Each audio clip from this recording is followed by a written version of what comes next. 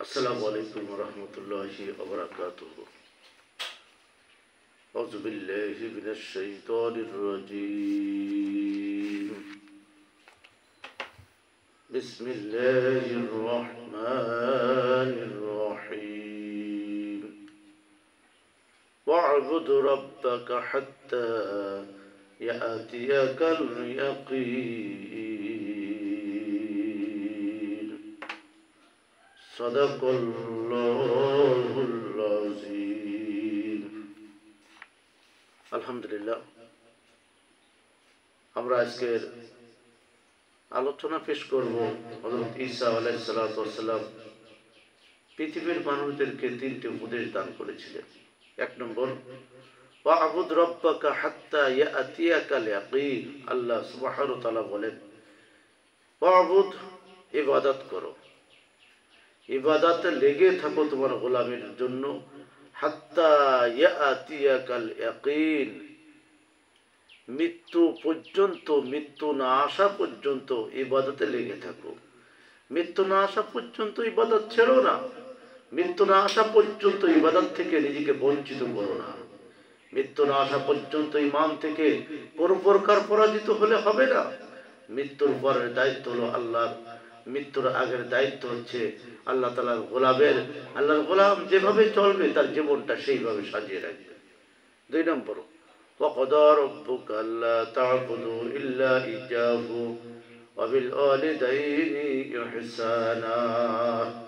আল্লাহ তাআলা বলছেন, ওয়াকাদা রাব্বুকা, তোমার রব আদেশ করছেন, আল্লা তা'বুদু ইল্লা ইয়্যাহু, আল্লাহ ছাড়া কারোর কাছে গোলামি করা যাবে না, কারো কাছে মাথা নত করা যাবে না।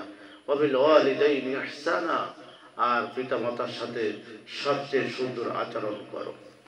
এরপরে তিন নম্বর আল্লাহ তাআলা হযরত ঈসা আলাইহিস সালামের উপদেশ, তিন নম্বর বলছে, আনিশকুরুলি ওয়ালি ওয়ালিদাইক, তুমি কৃতজ্ঞতা প্রকাশ করো আমার ও তোমার পিতা মাতার। তুমি কৃতজ্ঞতা প্রকাশ করো আমার এবং তোমার পিতা মাতার। তার মানে আল্লাহ তাআলার কৃতজ্ঞতা প্রকাশ করো, আর পিতা মাতার কৃতজ্ঞতা মানে তাদের সেবা যত্ন করা, তাদেরকে খেদমত করা, তাদের নির্দেশ অনুযায়ী চলাফেরা করা।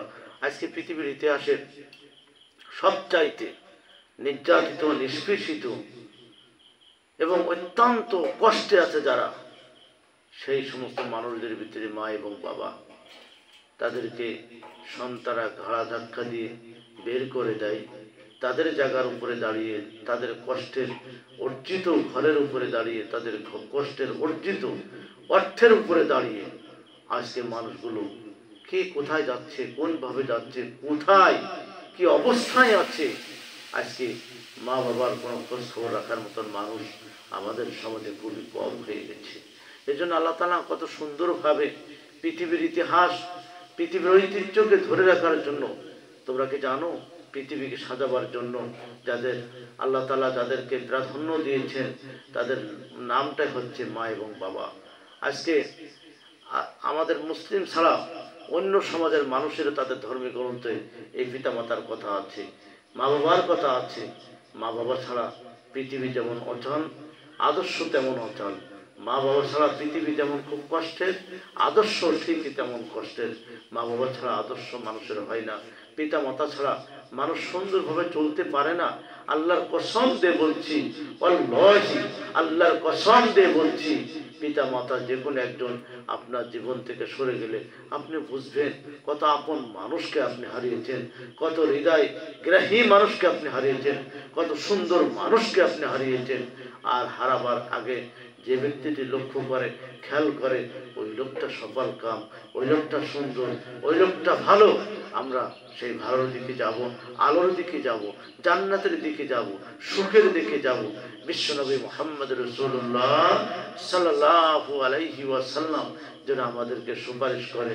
আল্লাহ নবী বলছেন না, আল জান্নাতু তাহতা মিন আকদামিল উম্মাহাত, আল জান্নাতু তাহতা মিন আকদামিল উম্মাহাত, আল জান্নাতু তাহতা মিন আকদামিল উম্মাহাত। মায়ের পায়ের তলে সন্তানের জান্নাত, মায়ের পায়ের তলে সন্তানের বেহেশত, মায়ের পায়ের তলে সন্তানের সুখ এবং শান্তি এবং সমৃদ্ধি। বন্ধুরা আমার, বিশ্বনবী মুহাম্মদ সাল্লাল্লাহু আলাইহি সাল্লাম বলছেন, যখন তোমার খুব কষ্ট হয় মায়ের মুখের দিকে তাকাও, আল্লাহ তাআলা তোমার কষ্টকে নিবারণ করে দেবে। সুবহানাল্লাহি বিহামদিহি সুবহানাল্লাহিল আযীম। আল্লাহ তাআলার কাছে দোয়া করি, আমাদের যাদের পিতামাতা বেঁচে আছে এবং যারা চলে গেছে, আমাদের সকলকে, আমাদের পিতামাতাকে আল্লাহ তাআলা মাফ করে দিন, এবং যাদের পিতামাতা বেঁচে আছেন আমরা যেন আমাদের পিতামাতাকে সেবা এবং যত্ন করতে পারি এবং তাদের সম্মানটুকু বলতে যেতে পারি। আল্লাহ রাব্বুল আলামিন সেই তৌফিক দান করুন। আমিন। ওয়া মা তাওফীক ইল্লা বিল্লাহ।